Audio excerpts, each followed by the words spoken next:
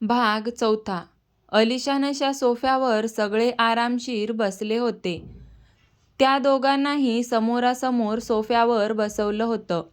सोनमुखाचा कार्यक्रम पार पडला. हे बघ धैर्यशील, तू लग्न करण्याचा निर्णय घेतला. आम्ही तो मान्य केला. आता सगळ्या रीतिरिवाजाप्रमाणे होणार. त्यात तू काहीच बोलायचं नाही आणि तोंड तर अजिबात वाकडं करायचं नाही, माईंनी सुनावलं. माई, तुलाही माहिती आहे मी लग्नाचा निर्णय का घेतला ते. ती पळून गेली होती आणि पुन्हा पळून नको जायला म्हणून, आणि आपल्या श्रद्धालाही हिनेच पळून लावलं आहे. आपल्या घराण्याची इज्जत घालवली होती.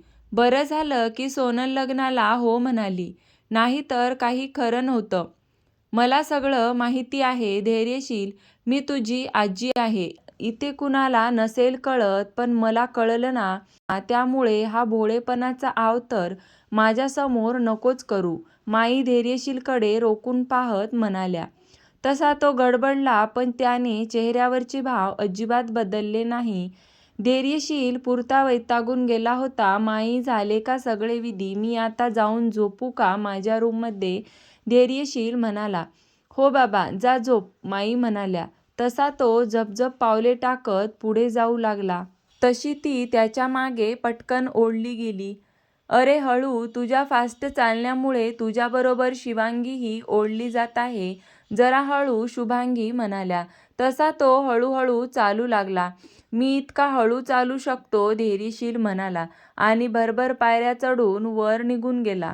शिवांगी पळतच त्याच्या मागे ओढली जात होती. अरे हळू ना, त्या मुलीला काही झालं तर तिच्या आई-वडिलांना आपण काय उत्तर देणार? माई मागून ओरडल्या. माई, ती आता सरनोबत आहे, माझी पत्नी. काय उत्तर द्यायचं ते मी देईन.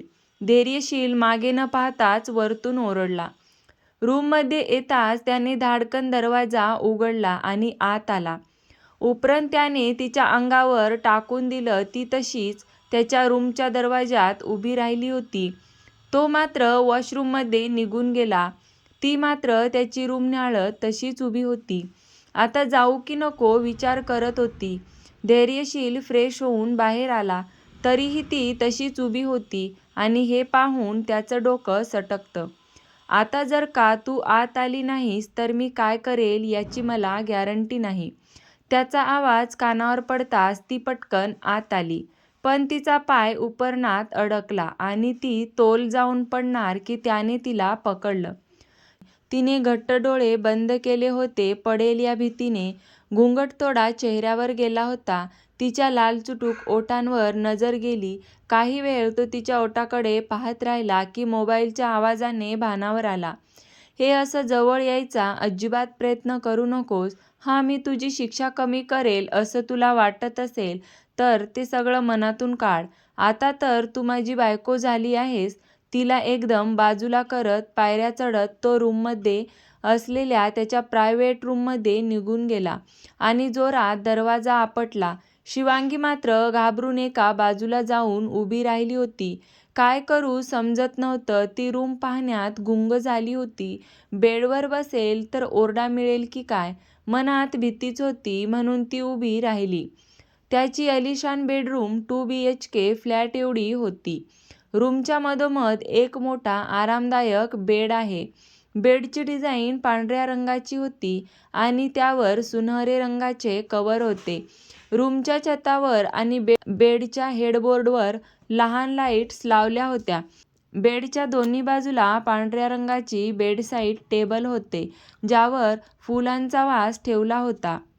बेडच्या खाली मऊ पांढरी रग्ज टाकली होती. रूमच्या खिडक्यावरही पांढऱ्या रंगाचे पडदे होते. रूममधल्या प्रत्येक गोष्टीतून राजेशाही थाट दिसत होता. एका बाजूला जिना होता जो वरच्या रूमकडे जात होता. तिथेच वॉशरूम आणि ड्रेसिंग रूम होत्या. धैर्यशील त्या रूममध्ये अलिशान अशा सोफ्यावर आरामात बसून समोर असलेल्या फोटोकडे पाहत होता. ती रूम ही अलिशान होती. एका बाजूला ड्रिंक काउंटर होते तर एका बाजूला मूव्ही थिएटर. कधीपासून टक लावून तो फोटोकडे पाहत होता. जान, तुला पाहून मन भरत नाही. मान तिरकी करून हातात असलेल्या काचेच्या ग्लासातून ड्रिंकची एक सिप घेत त्या फोटोकडे नशिल्या नजरेने पाहत तो बोलत होता. तुला माहिती आहे जान, तुला जेव्हा मी पहिल्यांदा पाहिलं तेव्हाच तू मनात भरली आणि या हृदयाच्या तारा छेडल्या. डोळे बंद करून आपोआप त्याच्या नजरेसमोर काही क्षण आले आणि गालातल्या गालात तो हसला. पण अचानक त्याच्या चेहऱ्यावरचे भाव कठोर झाले आणि पटकन डोळे उघडले. आपोआप त्याचा हात गालावर गेला. ताटकन उठून तो झपाझप पावले टाकत रूमचा दरवाजा उघडून बाहेर पडला. जिना उतरताना त्याची नजर तिच्यावर गेली. ती इतक्या वेळा फोटोकडे पाहत होती. हळूहळू आवाज न करता तो पायऱ्या उतरून खाली आला. ती इतकी फोटो पाहण्यात गुंग होती की तो कधी तिच्या मागे येऊन उभा राहिला तिला कळलं सुद्धा नाही. मी छान दिसतोय ना, धैर्यशील तिच्या कानाजवळ जाऊन म्हणाला आणि त्याच्या अचानक जवळ येऊन बोलण्याने शिवांगी दचकून मागे वळली तर त्यालाच धडकली. घाबरून एक पाऊल पुढे ती मागे झाली की त्याने तिला जवळ ओढली. कमरेवर हात ठेवून त्याने तिला आणखीन जवळ ओढलं. फोटोकडे टक लावून पाहण्यापेक्षा मलाच बघ ना, तिच्या चेहऱ्यावरचा घुंगट त्याने काढला. तसा तिचा सुंदर चेहरा त्याच्या नजरेसमोर आला. तिच्या चेहऱ्यावरून तो बोट फिरवत होता तसे तिने डोळे बंद केले. त्याचा स्पर्श तिलाही वेडावत होता, पण ती दाखवत नव्हती. उलट जास्त घाबरून जात होती. तिने डोळे बंद केले तसा तो गालातल्या गालात हसला. तिला पाहून मनातच माझ्या स्पर्शाचा असर होत आहे. तर दरवाजावर ठकठक झाली तसे दोघेही भानावर आले. त्याने पटकन तिला लांब केलं आणि रागाने पाहतच दरवाजा उघडायला गेला. दरवाजाला आत्याला उभे पाहून धैर्यशील म्हणाला, आत्या तू इथे? हो, मला माईंनी इथे पाठवलं आहे. आत्या म्हणाल्या, का? काही झालं आहे का? नाही म्हणजे इतक्या उशिरा पाठवलं तुला? मला सांगायचं ना, मी आलो असतो खाली. धैर्यशील एकामागून एक प्रश्न विचारत होता. अरे थांब जरा, मला आत तर येऊ दे. आणि तूच एकामागून एक प्रश्न विचारत सुटलास तर मी कशी काय बोलणार? आत्या म्हणाल्या. सॉरी, ये आत. तो बाजूला झाला तशा आत्या रूमच्या आत आल्या. धैर्यशीलही मग त्यांच्या मागे आला. अगं, तू अजून कपडे चेंज नाही केले? किती वेळ झाला? लेहंगा किती जड आहे. जा पहिले चेंज करून ये, आत्या म्हणाल्या. तशी ती अजूनही जागेवरच उभी होती. शिवांगी, काय झालं बाळा? जर काही बोलायचं असेल तर बोल ना, घाबरू नकोस. तू जर याला घाबरत असशील तर मी आहे ना तुला. ओरडतो का हा तुला? सांग, मी बघते त्याच्याकडे, आत्या म्हणाल्या. धैर्यशीलने डोळे गोल फिरवत म्हणाला. बोल बाळा, आत्याने पुन्हा विचारलं.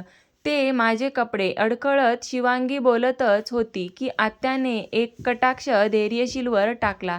तसा तो पटकन म्हणाला, अगं ड्रेसिंग रूममध्ये आहेत तिचे कपडे. तिला लागणाऱ्या सगळ्या वस्तू आजच सगळं अरेंज केलं आहे, आत्या म्हणाल्या. हं. शिवांगी, वर आहे ड्रेसिंग रूम. अजिबात लाजू नकोस. आता ही तुझीच रूम आहे. तशी शिवांगी पायऱ्या चढून वर गेली. ती गेल्यावर आत्या धैर्यशीलकडे पाहत होत्या. हां बरं, मी काय बोलायला आले होते आता आठवलं.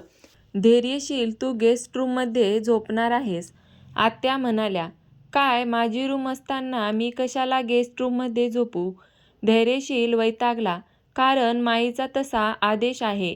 उद्या सत्यनारायण पूजा आहे आणि पूजा झाल्याशिवाय नवरा बायकोने एका रूममध्ये एकत्र झोपणे अलाउड नाही, आत्या म्हणाल्या. धैर्यशील कपाळावर बोटे चोळत म्हणाला, असं असेल तर तिला पाठव ना गेस्ट रूममध्ये. पण मी का जाऊ माझी रूम सोडून? कारण ती आता या घरची सून आहे आणि सुनेने असे गेस्ट रूममध्ये झोपलेलं चांगलं दिसतं का? तूच विचार कर. कारण घरात अजूनही पाहुणे आहेत. माईचा तसा आदेश आहे. तुला चांगलंच माहिती आहे की माईचा आदेश हा सगळ्यांना पाळावाच लागतो, आत्या धैर्यशीलकडे पाहत म्हणाल्या.